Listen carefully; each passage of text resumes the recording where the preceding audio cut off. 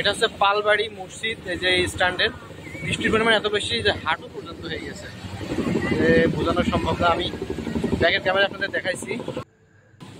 দেখুন এই রাস্তার কি অবস্থা।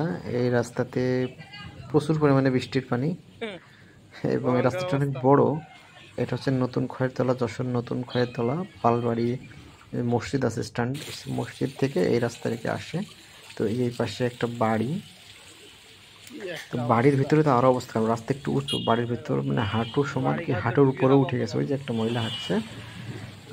তো এই যে মোটর সাইকেল যাচ্ছে, রাস্তা কিছু উঁচু নিচু ভাঙা আছে, তো দেখে শুনে চলাচল করবেন আপনারা বৃষ্টির সময়। এই যে বাড়ি থেকে একটা হুজুর ভাই বেরোচ্ছে, ওনাদের বাড়িতেও হাঁটু পানি, মানে বাড়িগুলো একটু নিচু, রাস্তা হয়েছে বেশি দিন হয় নাই, তো রাস্তায় 3-4 বছর হয়েছে, এই রাস্তাটা নতুন হয়েছে, যার কারণে রাস্তাটা একটু উঁচু, বাড়িগুলো নিচু, এর কারণে আরও সমস্যা। আর পাশ দিয়ে ড্রেন আছে, ড্রেনগুলো একদম ভরে গেছে বৃষ্টির পানিতে। তো এই একই সময় আমি আর কি অফিসে যাচ্ছিলাম, তো আমার ময়মনসিং থেকে একটা কলিগ এসেছে অফিসে। তা ওই ভাই বলতেছে আমাকে যে ভাই, যশোরে তো প্রতিদিন বৃষ্টি হচ্ছে, আষাঢ় মাসে একটা দিনও বৃষ্টি হয় না এমন দিন নাই।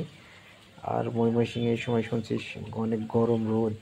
তো সেই তুলনায় অনেক ভালো আছে, কারণ আমরা যশোর, কুষ্টিয়া, ঝিনাইদহ, চুয়াডাঙ্গার মানুষ যারা আছি, তারা আসলে গরমের সময় অনেক কষ্ট পাই, কারণ এখানে তাপমাত্রা অনেক বেশি থাকে, অনেক গরম পড়ে। তো এবার আমরা সেই তুলনায় অনেক ভালো আছি। আর বৃষ্টিতে হয়তো একটু কষ্ট হচ্ছে চলাচল করতে, কিন্তু পূর্বের বছরগুলোর গরমের কথা মনে পড়লে এই বৃষ্টি অনেক স্বস্তি, যার কারণে আমার অনেক ভালো লাগছে।